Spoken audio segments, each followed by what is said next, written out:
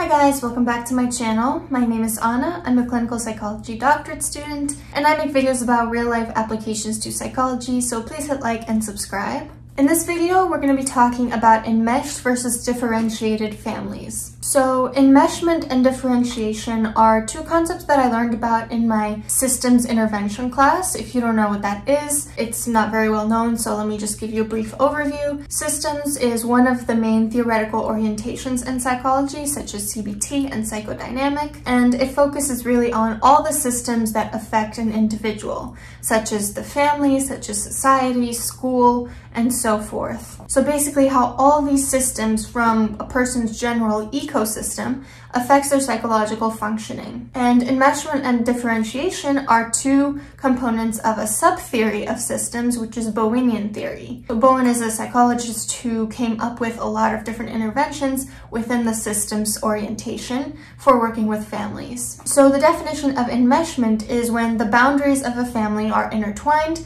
and just generally unclear or messy. And differentiation is the opposite of that, which is when the family's boundaries are pretty well defined and everyone just kind of knows where each other's boundaries stand. So what causes enmeshment? Usually it's passed down intergenerationally. We tend to replicate what we experienced growing up, so it makes sense that if you had a pretty enmeshed family system when you were growing up, that is what you would also do with your own family unit. Sometimes a traumatic event or a family member who needs help, such as an addict or somebody mentally ill, these can also trigger some more enmeshed families. And which one is healthier, enmeshed or differentiated? Most psychologists would say that differentiated is where psychological health lies, but there is also a cultural component. So I won't say that enmeshment is necessarily bad for someone. If that's what your culture tends to veer towards, it might not be viewed as maladaptive. What I will say is that it depends case by case,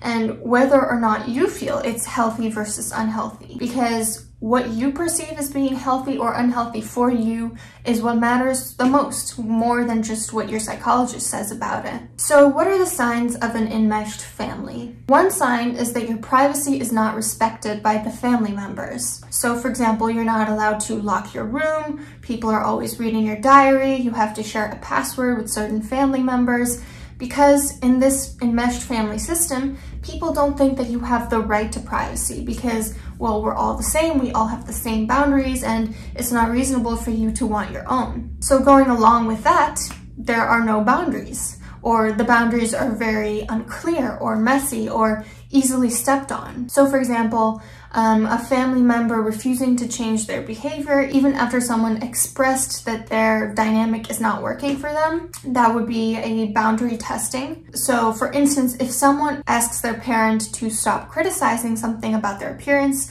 or let's say they have a lisp and they say, "I really hate when you point this out to me," and the parent refuses to respect that boundary or can't seem to stop, that would be an example of boundary trespassing. Another sign of an enmeshed family system is codependency. So codependency refers to one family member relying on saving someone else in order to build their self-esteem and to find meaning in their life. So for example, a parent who refuses to let their kids do any household chores because they really like how it feels to be needed and to feel useful. Another example is a couple who doesn't know what to do with their life anymore once their kid goes off to college because they have to deal with this empty nest syndrome and they just don't really know what is my life when I'm not focusing all my energy on this kid.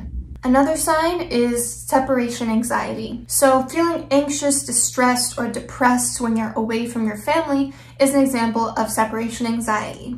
And separation anxiety is an anxiety disorder usually found in toddlers. So usually when kids start to go off to school, they are feeling this resistance to leaving the home. That's not necessarily concerning for a kid, but when it is an adult and they've just become so accustomed to only really spending time with their family, then the separation anxiety can get really interfering with their functioning and can get really distressing. So for example, getting extremely anxious when your partner goes on a business trip to the point where you can't even function on your own. Another sign of an enmeshed family system is co-escalation, which leads to frequent fights. So in enmeshed families, you tend to feel each other's emotions. So if your family member's angry, then you might start to feel angry, which can lead to a very quick escalation of conflict and frequent fights. I mean, it makes sense because if one person is angry in a differentiated family, the other person might still be able to, be calm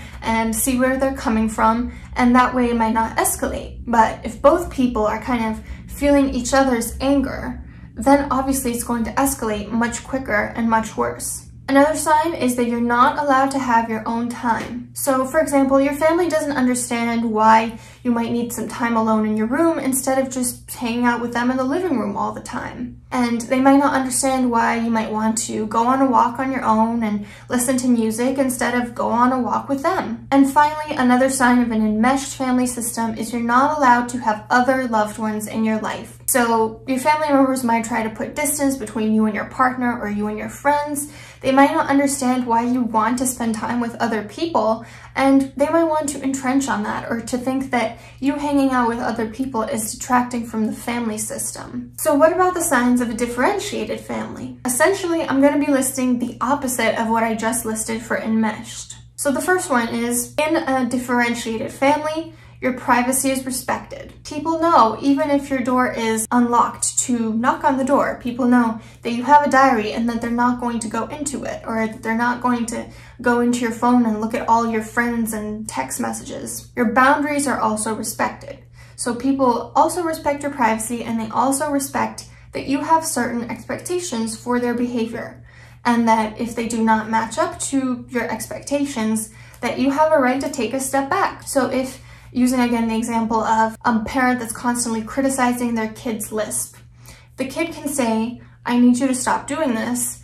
And in a differentiated family, ideally, the parent would say, okay, I won't do it again. Another sign is that everyone achieves their self-esteem through their own actions, not through other family members' actions. So people's self-esteem is not derived from how much other people in the family need you. People have their own goals, their own things that they're working towards, their own sources of self-esteem that do not depend on other people. And along the same lines, they don't feel this sort of intense burst of self-esteem when someone isn't functional enough to do something without them. So it's not good to be kind of happy or smug when you realize that someone can't cook for themselves. Ideally, you would want them to be able to cook for themselves, even if you enjoy cooking for them. Another sign of a differentiated family is that separations are difficult, but they're not debilitating. So it's okay to feel some resistance when, let's say, your significant other is going away on a business trip. But when it becomes an issue is when you cannot function because of it. When you can't sleep because you're so anxious, or because you're so sad, or you can't really focus on your work because you have to have them next to you every single second of the day. Another sign is that you are able to differentiate between your own emotions and your family members' emotions. So, for example, if your dad looks sad and depressed and dejected, your go-to is not to suddenly feel the same. Your go-to might be to cheer him up and say, okay, let's go to the pool or something, instead of, wallowing in those emotions together. Another sign of a differentiated family is your family understands that sometimes you need alone time and that it's perfectly fine. And that's not to say that you never hang out as a family, of course not. But it's just to say that if someone's hanging out in their room alone, the family's not gonna bust through the door and say, what are you doing? Why are you not hanging out with us? Because they understand that some alone time is very normal. And finally, your family understands that you can have other loved ones too, and that it doesn't detract from your love for them. A family that's differentiated is not going to feel threatened by you getting a partner, or getting a pet of your own, or having friends that you care about. A family that's secure in their knowledge that you love them is going to be okay with knowing that you also love other people, because it's not a zero-sum game. And loving more people doesn't detract from loving your family. So I want to know if this was helpful. Do you think your family's more differentiated or more enmeshed? And do you think it's unhealthy to be enmeshed? Because this is something that I still struggle to figure out myself, because when I look at all the signs, I think, well, yeah, obviously this is really unhealthy. But I also know that in some cultures, this form of family systems is more valued and might not necessarily be perceived as unhealthy by the people in it. So let me know what you think, and don't forget to hit like and subscribe, and I'll see you soon.